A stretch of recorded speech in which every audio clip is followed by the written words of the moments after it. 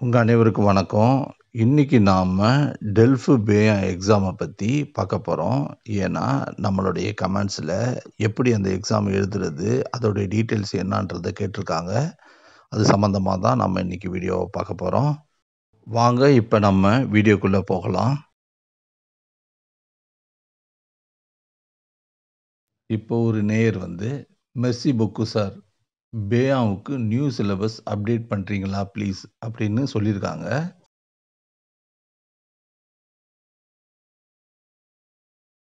இன்னொரு நேயர், வணக்கம். பேயா ஓரல் எக்ஸாம் எப்படி வரும் என விளக்க முடியுமா? அப்படின்ற கொஸ்டின கேட்டிருக்காங்க.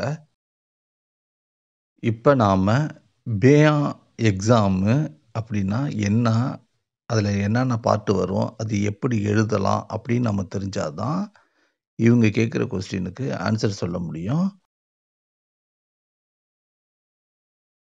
இந்த DELF exam France government ministry of education நடத்துறது. இப்ப எக்ஸாம்பிள் தில்ஃப் ஆ, தில்ஃப் ஆதோ, தில்ஃப் பேயா, தில்ஃப் பேதோ அப்படி சில எக்ஸாம் இவங்க நடத்துறாங்க. இது இல்லாம நெறைய கேட்டகரி ஆஃப் எக்ஸாம் இந்த மினிஸ்ட்ரி ஆஃப் எஜுகேஷன் மூலியமா நடத்தப்படுது. இந்த சர்டிஃபிகேட்ட வச்சு நமக்கு நாம இங்க தேவையான குடியுரிமை, டீ3 ஷெட்யூல் போன்றவைய வாங்குறதுக்காக இந்த சர்டிஃபிகேட்லாம் ரொம்ப முக்கியமா பயன்படுது. இந்த எக்ஸாமு பல ஆண்டுகளாக நடத்தப்பட்டாலும், ஆனா ஒரு 4 வருடங்களுக்கு முன்னாடி சில சேஞ்சஸ இந்த எக்ஸாமுக்கு கொண்டு வந்தாங்க. இந்த பழைய சிலபஸ் பொதுவா நாம குடியுரிமைக்காக பயன்படுத்தப்படல. ஆனா, இந்த சர்டிஃபிகேட்ட வச்சு யுனிவர்சிட்டியில மேற்கொண்டு படிப்பதற்காக தான் பேயா சர்டிஃபிகேட்டும், பேதோ சர்டிஃபிகேட்டும் பயன்படுத்தப்பட்டுட்டு இருந்துச்சு. இந்த சர்டிஃபிகேட் எப்போ குடியுரிமைக்காக பயன்படுத்தப்பட்டதோ, அப்பொழுது பார்த்தாங்க. இது கொஞ்சம் ஈஸியா ஆக்குறதுக்கு என்னென்ன பண்ணலாம் அப்படின்றதுக்காக சில சேஞ்சஸ கொண்டு வந்தாங்க. இதுல குறிப்பா 2 பகுதி இருக்கு. 1 ஒரு ரூம்ல எல்லாரையும் உட்கார வச்சு எழுத வைக்கிற ஒரு பகுதியும், மற்றும் 2வது எக்ஸாமினேட்டர் ஒவ்வொரு ஆளையும் கூப்பிட்டு தனியா பேச வைக்கிற ஒரு எக்ஸாம் மெத்தடு இதுல இருந்துச்சு. அத தான் நாம ஏப்ரேவ் கலெக்டிவ், ஏப்ரேவ் இண்டிவிஜுவல் அப்படின்றத நம்ம சொல்றோம். இந்த டெல்ஃப் பேயா கலெக்டிவ்ல Compréhension de l'oral, Compréhension de l'écrite, Protection écrite என்ற 3 பார்ட் இதுல இருக்கு. அதுல முதலாவது நான் அதுல சொல்லியிருக்கேன். Compréhension de l'oralன்றது நமக்கு ஒரு கேசட் போடுவாங்க.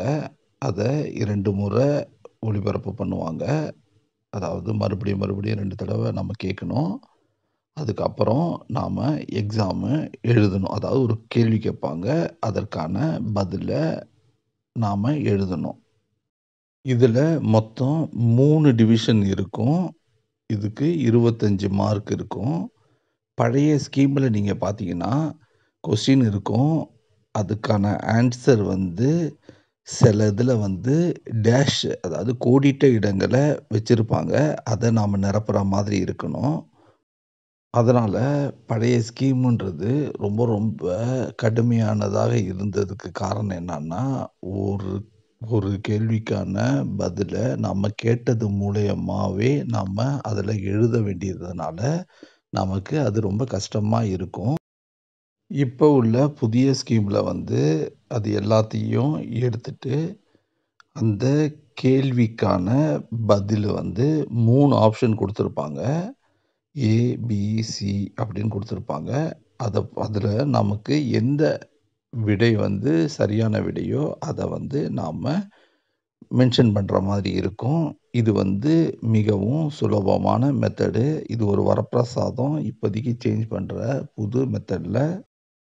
இது பழைய மெத்தட்ல ஒரு 50% நாம கோடிட்ட இடங்கள்ல நிரப்புற மாதிரி இருக்கும். மீதி 50% தான் நாம சூஸ் பண்ணி ஆன்சர் ஆல்ரெடி இருக்கிறத டிக் போடுற மாரி இருக்கும். இதே போல தான் 2வது பார்ட்டு காம்ப்ரஹென்சிவ் எக்ரீத் வந்து சேமா இருக்கும். ஒரு பேராகிராஃப் குடுத்துட்டு, அதுக்கான கொஸ்டின் குடுத்து ஆன்சர் எழுத சொல்லுவாங்க. அதுலயும் சில கோடிட்ட இடங்கள வச்சிருப்பாங்க. இப்ப அத எடுத்துட்டு எல்லாத்தையுமே நம்மளுக்கு வந்து சூஸ் த பெஸ்ட் ஆன்சர். அதாவது 3 ஆன்சர் குடுத்துருப்பாங்க. அதுல எது சரியான ஆன்சரோ அத குறிக்கிற மாரி இருக்கும். இதுவும் ரொம்ப இந்த புது ஸ்கீம்ல ஈஸியான மெத்தடு அப்படின்றத நான் நெனைக்கிறேன். 3வது புரொடெக்ஷன் எக்ரீத்ல வந்து 160லேருந்து 180 எழுதணும். இது வந்து முதல்ல 35 நிமிஷத்துக்கு குடுத்திருந்தாங்க. ஆனா, இப்போதைக்கு பார்த்தீங்கன்னா, இத 45 நிமிஷமா மாத்திருக்காங்க. இதுதான் இந்த புது ஸ்கீம்ல உள்ள ஒரு அட்வான்டேஜ். என்னைய பொறுத்தவரைக்கும் ஃப்ரெஞ்சு பேசுறதுக்கான சிலபஸ் அப்படின்றதெல்லாம் கிடையாது. அந்த அளவு கொஞ்சம் பெருசா இருக்கிறது, பெருசா கேள்வி கேட்கிறது, அதேமாரி தான் வந்து பண்ணுவாங்க. சின்ன சின்ன சென்டென்ஸ் எல்லாம் இருந்ததுன்னா, அது டெல்ஃபு, வுக்கு வந்து வரதுக்கு வாய்ப்பு இருக்கும். இதுலலாம் வந்து கொஞ்சம் கொஞ்சம் அதிகமாக யூஸ் பண்ற மாரி இருக்கும். இப்ப எக்ஸாம்பிள் சுஜாந்தீஃபு, ரிலேட்டிவ் ப்ரொனவுன்னு அதெல்லாம் பயன்படுத்தி நம்ம இந்த லெட்டர்ஸோ, நம்ம பேசுறதோ பயன்படுத்தணும். அவ்வளோதான் ஒண்ணு வித்தியாசமே தவிர, இது 2த்துக்கும் பெரிய வந்து நமக்கு சிலபஸ் வந்து தெரிஞ்சுக்கணுன்றதெல்லாம் அவசியம் கிடையாது. காமனா இது வந்து நம்ம வாழ்க்கை நடைமுறையில உள்ள பேசுறது மாதிரி தான் உள்ளது இதெல்லாம். இதுல கடைசி பத்தி வந்து எக்ஸாம் வந்து இண்டிவிஜுவலா நடத்துறது வந்து புரொடெக்ஷன் ஓரல்லு. அததான் நம்ம நேயர் ஒருத்தவங்க கேட்டிருக்காங்க. அதுல என்னென்ன செய்வாங்க அப்படின்னு கேட்டிருக்காங்க. அதுக்கான பதில இப்ப நம்ம பார்க்கலாம். இது வந்து கடைசி பார்ட்டு 4வது பார்ட்டு புரொடெக்ஷன் ஓரல்ன்னு சொல்லுவாங்க. இது வந்து 25 மார்க்குக்கு நடக்கும். அந்த புரொடெக்ஷன் ஓரல்ல 3 பார்ட் இருக்கு. அதுல முதலாவது entretien dirigé, exercice en interaction, expression d'un point de vue à partir de documents déclenchés. இதுல பார்ட் வந்து நாம நம்மளுடைய பிரசன்தாசியத்த சொல்லணும்.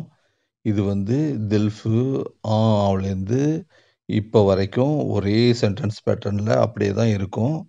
அடுத்தது பார்த்தீங்கன்னா, அந்தராக்சியம் பண்ணணும். ஒரு கொஸ்டின் ஒண்ணு கேட்பாங்க. அந்த கொஸ்டின் வந்து ஒரு ப்ராப்ளமேட்டிக்கா இருக்கும். அதுல வந்து எக்ஸாமினேட்டர் இருக்கும். நமக்கும் ஒரு சின்ன கான்வர்சேஷன், ஒரு உரையாடல் பண்ற மாதிரி இருக்கும். 3வது பார்த்தீங்கன்னா, ஒரு 15 நிமிஷத்துக்கான எக்ஸாம் இருக்கும். ஒரு டாபிக் குடுத்துருவாங்க. அத நம்ம 10 நிமிஷம் வந்து ப்ரிப்பேர் பண்ணிக்கிட்டு, நாம அவங்கட்ட போயி எக்ஸ்ப்ளைன் பண்ணணும். இந்த பிரசன்தாசியன்றது உங்களுக்கு ஆல்ரெடி தெரியும். நீங்க உங்க குடும்பத்தில நீங்க யார் இருக்கீங்க? நீங்க என்ன செய்றீங்க? உங்க பசங்க என்ன இருக்கு? நீங்க மேரேஜ் ஆயிருச்சா? அத பத்திலாம் உள்ள விளக்குறது தான். அடுத்தது ஒரு ஆந்தராக்ஸியம் சொல்ற மாரி ஒரு சின்ன ப்ராப்ளத்த நாங்க வந்து ரெக்டிஃபை பண்ணோம். 3வதா இருக்கிறது மட்டும் தான், ஒரு டாபிக்க வந்து நம்ம வந்து எக்ஸ்ப்ளைன் பண்றது வந்து காமனா இருக்கும். ஒரு டாபிக் குடுத்துருப்பாங்க. ஒரு பேராகிராஃப் குடுத்துருப்பாங்க. அத படிச்சு பார்த்து, அதற்கான நம்ம சொல்யூஷனோ, அது கேள்வி கேட்பாங்க என்னான்னு சொல்லிட்டு, அதுக்கு நம்ம வந்து அவங்கட்ட டிஸ்கஸ் பண்ற மாரி இருக்கும். இதுதான் வந்து புரொடெக்ஷன் ஓரல்ல உள்ள ஒரு முக்கியமான பார்ட்டு. இந்த 3வது பார்ட்ல வந்து, அந்த டாபிக்ல வந்து, அந்த கருத்துக்கு நாம ஆதரவு தெரிவிச்சும் நம்ம பேசலாம். அதுக்கு எதிர்ப்பு தெரிவிச்சும் நம்ம வந்து பேசலாம்.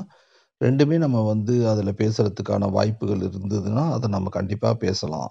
அதுதான் வந்து நம்ம வந்து வந்து எப்படி நம்ம பேசுறோம் அப்படின்றத அவங்க பார்ப்பாங்க. இதுல வந்து பழைய ஸ்கீம்லயும், புது ஸ்கீம்லயும் எந்த சேஞ்சஸும் கிடையாது. ஒரே மாதிரி தான் இந்த பேட்டர்ன வச்சிருக்காங்க. இதுல வந்து 100க்கு 50 மதிப்பெண் எடுக்கணும். அதேபோல 4 பார்ட்ல 25 மார்க்ல ஒரே ஒரு இதுல மினிமம் வந்து எல்லாத்துலயுமே வந்து பார்த்தீங்கன்னா, அந்த ஒரு பார்ட் தனியா உள்ளதுல வந்து 25க்கு வந்து 5 மார்க்குக்கு கீழ எடுக்கக்கூடாது. அதுதான் வந்து இதோடைய ரூலு. இதனுடைய டோட்டல் எக்ஸாம் ஹவர்ஸ் வந்து எழுதுறது, அதாவது கலெக்டிவ் வந்து எவ்வளவுன்னா, 1 ஹவர் வந்து 55 நிமிஷம் ஆகும். புரொடெக்ஷன் ஓரல் வந்து ஒரு 20லேருந்து 25 நிமிஷம். மேக்ஸிமம் அது எல்லாத்தையும் முடிக்கிறதுக்கான டைம் ஆகும். இதுதான் வந்து டெல்ஃப் பேயா எக்ஸாம பத்தி நீங்க தெரிஞ்சுக்க வேண்டியது. மத்தபடி இந்த டீட்டெயில்ஸ் எல்லாமே இந்த ஸ்க்ரீன்ல குடுத்ததுபடி தான் எல்லாமே இருக்கும். இந்த சர்டிஃபிகேட்டுக்கு வந்து ஒரு வேலிடிட்டி அதாவது இப்ப தான் முடியும் அப்படின்றது கிடையாது. இத வந்து நம்ம லைஃப் லாங்கா பயன்படுத்தலாம் அப்படின்றது ஒரு வரப்பிரசாதமான ஒண்ணு.